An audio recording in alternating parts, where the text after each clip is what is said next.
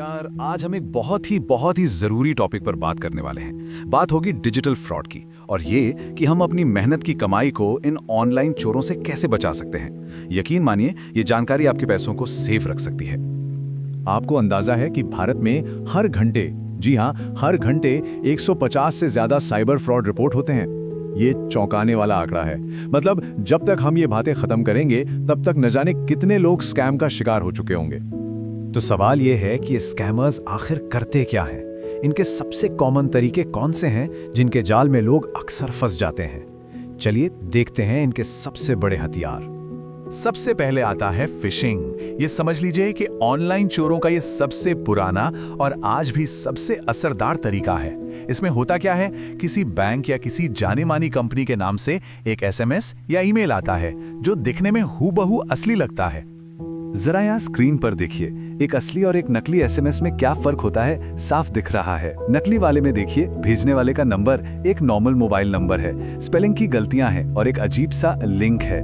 और हाँ, इसमें हमेशा एक तरह की जल्दी मचाई जाती है ताकि लोग घबरा जाएं और फौरन उस लिंक पर क्लिक कर दें। दूसरा है क्यूआर कोड स्कैम, जो आजकल बहुत चल रहा है। एक बात गांठ बांध लीजिए, क्यूआर कोड हमेशा पैसे देने के लिए, मतलब पेमेंट करने के लिए स्कैन होता है, पैसे लेने के लिए कभी नहीं। स्कैमर यही झांसा देता है कि पैसे आएंगे, लेकिन जैसे ही पिन डाला, पैसा आने की जगह अकाउंट से कट जाता है। तो ये तो हो गई प्रॉब्लम, वो गड्ढे जिनमें लोग अक्सर गिर जाते हैं। पर अब बात करते हैं सॉल्यूशन की। चलिए देखते हैं वो 5 ढाल, वो 5 आदतें जो हमें इन सभी फ्रॉड से बचा सकती हैं। ये है हमारी 5 पॉइंट सेफ्टी चेकलिस्ट। पहला पॉइंट, अपने पासवर्ड को एक किला बनाइए और 2FA उसका पहरेदार।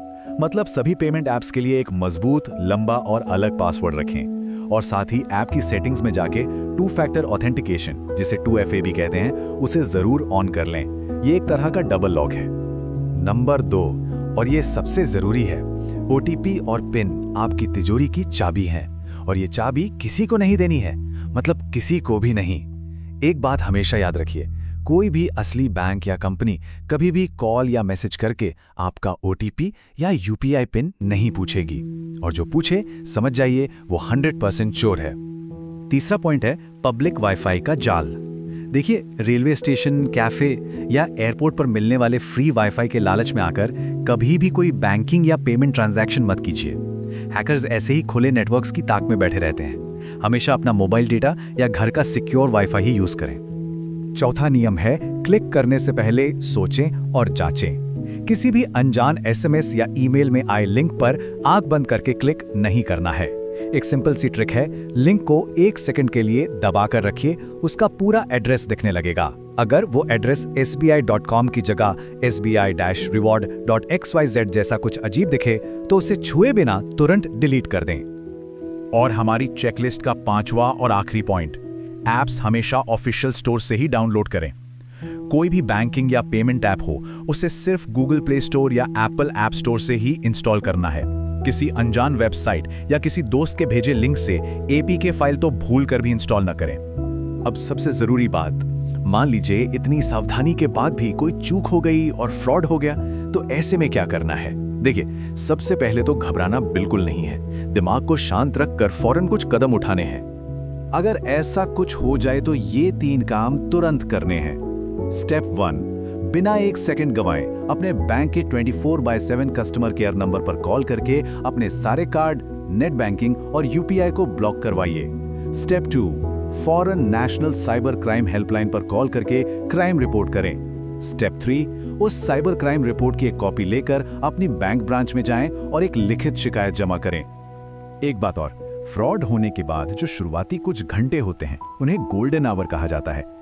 जितनी जल्दी आप हेल्पलाइन नंबर 1930 पर कॉल करेंगे या cybercrime.gov.in पर रिपोर्ट दर्ज करेंगे, आपके पैसे वापस मिलने के चांस उतने ही ज्यादा होंगे।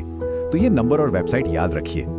तो देखिए, डिजिटल दुनिया ने हमारी जिंदगी को आसान तो बनाया है, पर यह भी सच है कि यहाँ एक छोटी सी लापरवाही बहुत भारी पड़ सकती है। इसलिए जागरूक रहना ही सबसे बड़ा बचाव है। तो चलिए, आज की मुख्य बातें एक बार फिर से दोहरा लेते हैं। स्कैमर्स हमेशा पैनिक और भरोसे का फायदा उठाते हैं। हमारी 5 पॉइंट चेकलिस्ट हमारा सबसे अच्छा डिफेंस है। मजबूत पासवर्ड और 2FA बहुत जरूरी हैं। अपना OTP या पिन कभी किसी से शेयर नहीं करना है, और अगर कभी फ्रॉड हो जाए तो घबराना नहीं, तुरंत एक्शन लेना है। तो आखिर में बस एक सवाल, आज हमने जो कुछ भी सीखा उसमें से वो कौन सी एक सेफ्टी टिप है जो आप आज ही अपने परिवार वालों को, अपने दोस्तों को बताएंगे? QR कोड वाली बात या OTP वाली? जो भी हो, इस जानकारी को शेयर जरूर करें ताकि हम सब मिलकर एक दूसरे को सुरक्षित रख सकें। सावधान रहिए, सुरक्षित रहिए।